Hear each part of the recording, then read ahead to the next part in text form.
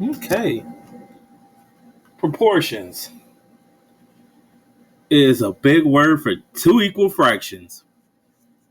Technically, it's two or more equal fractions. There's always a third hidden fraction, which I'm going to talk about when we start doing word problems that involve proportions.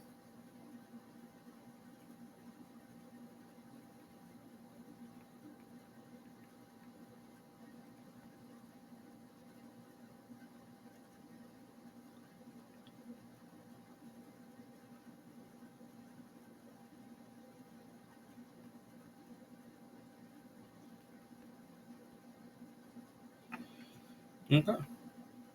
So, what I'm going to do is I'm going to break this down into three different levels.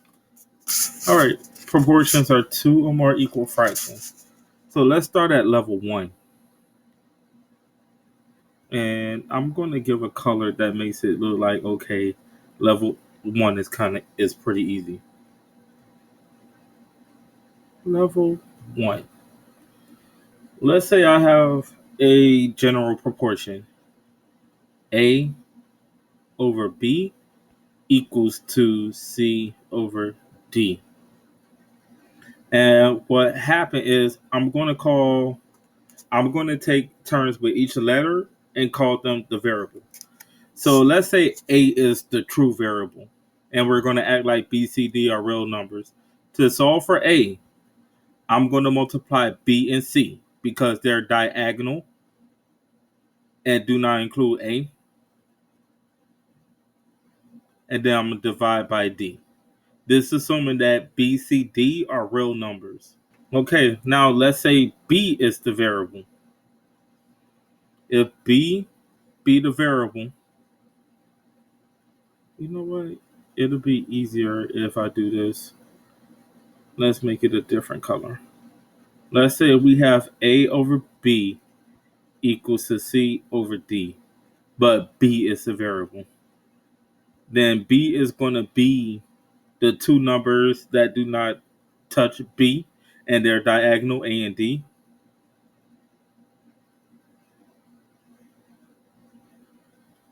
Now, same thing. If we have C as the variable,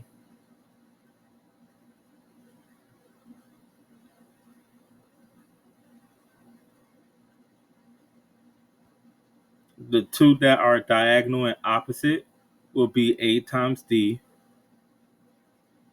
over B. Okay, and finally, we got D. Let's say if we have A over B equals to C over D. So D will be equal to B times C or C times B over A. On the top, it doesn't matter what order I use when it comes to multiplying on the numerator or the top of the fraction. It doesn't matter. Okay, so that's at a level one. So let's say we have real numbers, and I'm going to make a proportion x over 4 is equal to 3 over 8. To find my answer, this is going to be a lot like this one.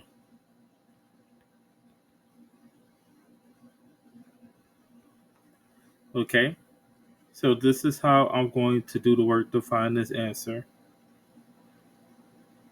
Since I got x as my variable, I'm going to do x equals 3 times 4 over 8. Since 3 and 4 are the two numbers we have, I can easily just multiply those two because those are the two numbers that are diagonal.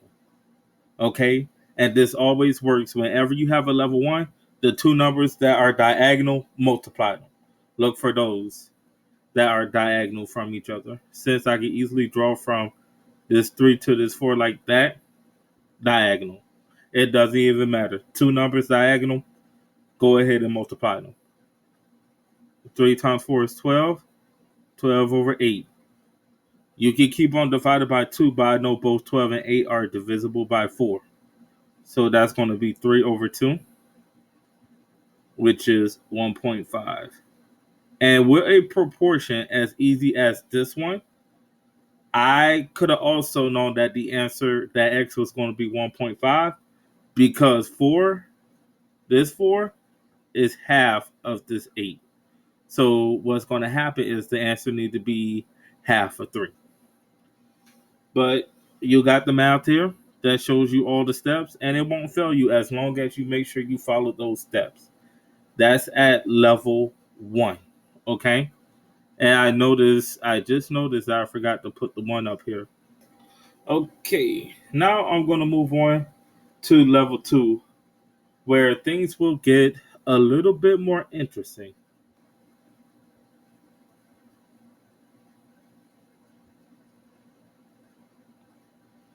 Okay, level 2. With level 2 is very similar to level 1. But what's going to happen is this. I'm going to have A over, let's say my variable, you will know that with my variable, I'll add a number to the variable over C, D. Okay? And the good thing about this is I can still use the same pattern that I use with solving proportions. So let's say my variable is just going to be B in this case. I could put B plus 1 is equal to A times D over C, and B is equal to A times D over C minus 1. Notice that this one right here, oops, this one right here was positive, but in the next step, I made it negative. And it's all because I moved it to the opposite side of the equal sign. That's why it changed signs. I moved it to the opposite side. So that's how level 2 is. Okay. Now, what I'm going to do is do an example problem. I'm not going to go too much into the details because the pattern is the same. As long as you know which one is diagonal, you can make it work.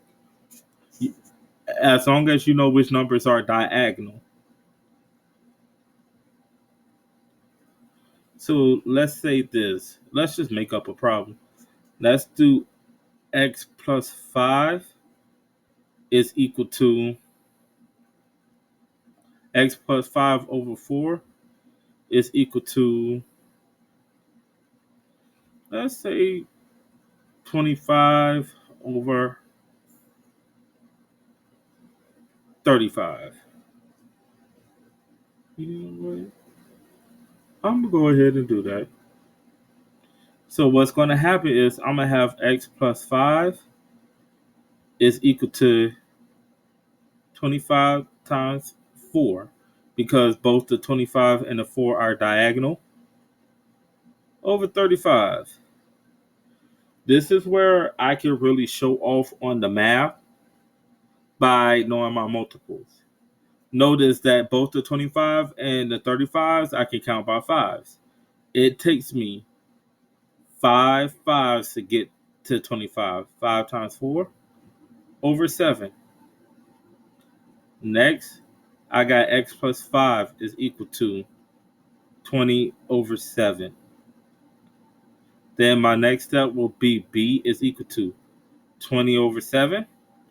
And since I got this plus 5 on the left-hand side of the equal sign, when I move it to the right hand, I get minus 5.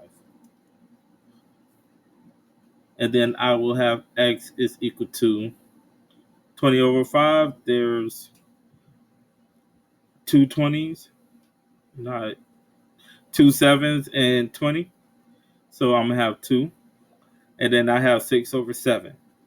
When I do the 7th circle, I'll have 8, 5, 7, 1, 4, 2. Repeating minus 5. And to save myself the drama and save myself the calculations, What I could do is approximate.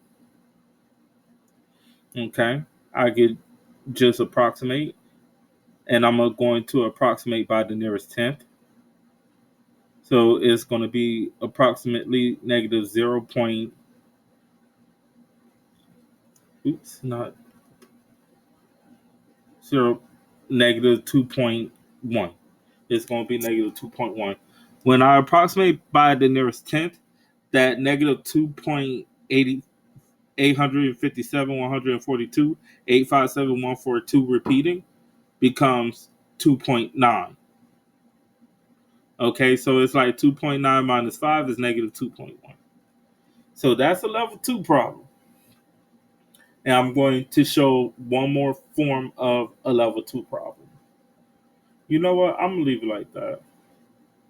Now it's time for a level 3 problem. Now, level 3 in the red. Level 3 will have me dealing with two fractions where at this time I'm going to go straight into the problem. Because, you know what? Let me do it like this. Now, let's say with a level 3, generally, I'll have A over B equals to C over D. Okay? With a level 3 problem, I'm going to use this concept. The two diagonals are A times D equals to B times C. I'm going to solve it like this to do a level 3 problem. You can use this way for all levels, but the reason why I showed you how to do it the way I did for the previous problems is to make it easier on you and help you skip steps. But with level 3, you can't skip steps. You're going to have to cross multiply. Since you got the A diagonal to the D and a B diagonal to the C, you just cross multiply. Okay? Now, what I'm going to do is go ahead and do my level 3 problems in two ways. One of the ways I will do will be in dark blue, where I'm going to have x plus 3 over x plus 10 equals to 6 over 10. Now, what's going to happen when I multiply? I'm going to do 10 times x plus 3. And the reason why I'm using parentheses is because I want to group the x plus 3 as 1, since I have a variable plus a number. Now, diagonally, 6 times x plus 10. Now, what I'm going to do is use the distributive property. That means on the left-hand side, I got 10x, 10 times x, plus 10 times 3, that's 30. Then I'm going to have 6 times x plus 6 times 10, that's 60. Now, what I'm going to do is rewrite this in a special way. I want all my variables to the left, so I have 10x. And I want all my constants to the right. Since I already have 60 on the right of the equal sign, I'm going to leave it right there.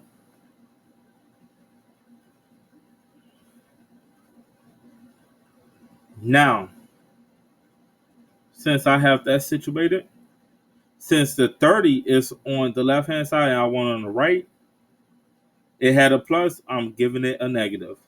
The 6x is on the right-hand side, but I want it on the left with the 10. So I'm going to give it that. And honestly, I don't have to use this order. I could have put all of my variables on the right-hand side rather than putting it on the left-hand side. And I could have put all of my constants on the left-hand side rather than putting it on the right-hand side. The only difference is I would get the negative versions of what I would get. So besides getting 4x on the left-hand side, I would have got negative 4x on the right-hand side. And besides getting 30 on the right-hand side, I would have gotten negative 30 on the left-hand side. And it would have turned out to be the same thing. Now I'm going to divide from right to left. 30 divided by 4. I can put this in a calculator and get 7.5.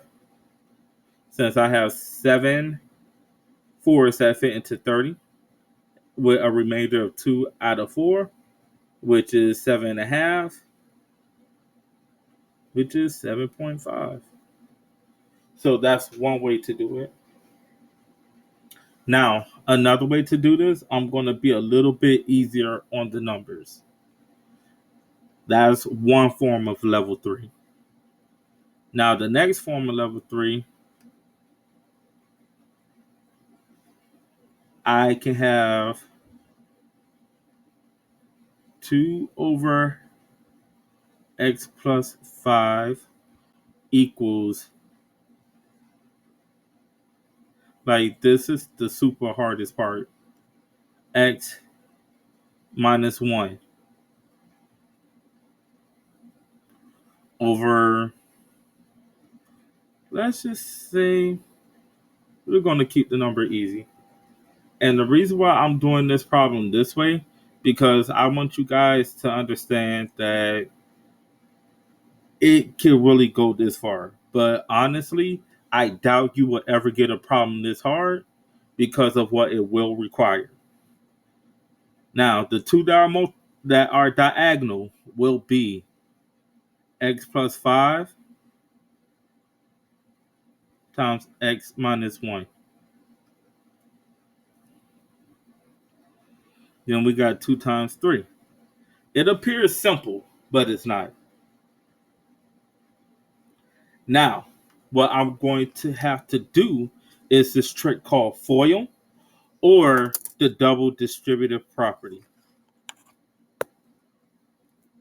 I like to call it the double distributive property. Nobody else ain't going to call it the double distributive property but me. Now, aside from that, what I'm going to do is, you see this x, I'm going to multiply it by this x right here and this 1. So x times x is x to the second power minus 1 times x, which is minus x. Then this 5 right here, I'm going to turn around this 5 right here that I put the line on top of. I'm going to turn around and multiply by both the x and the 1. So 5 times x, 5x. 5 times negative 1, negative 5.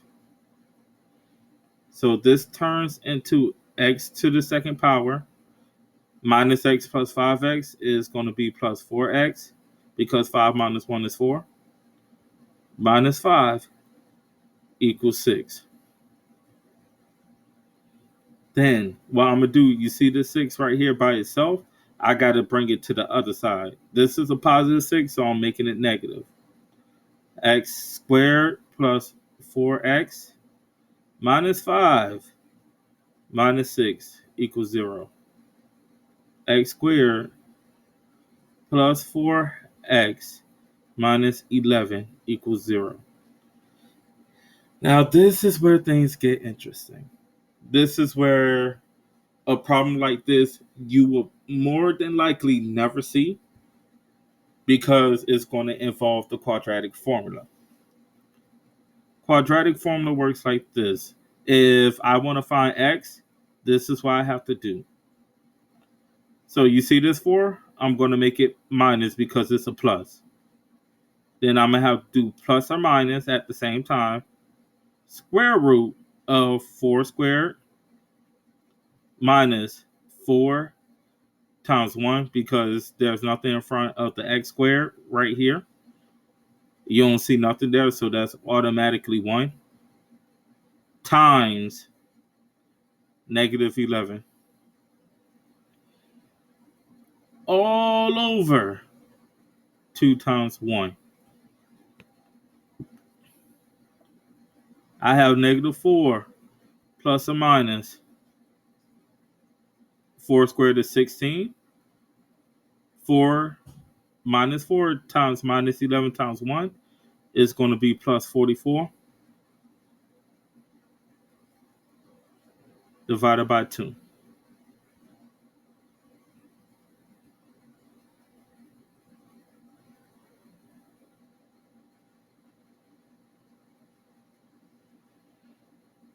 So this is what x would be equal to. But since 60 is 4 times 15, -4 plus or minus. The square root of 4 is 2. Okay. Because 4 times 15 is 60. So I have to turn a 4 into a 2 in front of this since 2 times 2 is 4. So your final answers become -2 plus or minus square root of 15. The good thing is you won't see this until high school. In reality, this is equal to x could be square root of 15 minus 2. That's if I add -2 plus square root of 15. Or it could be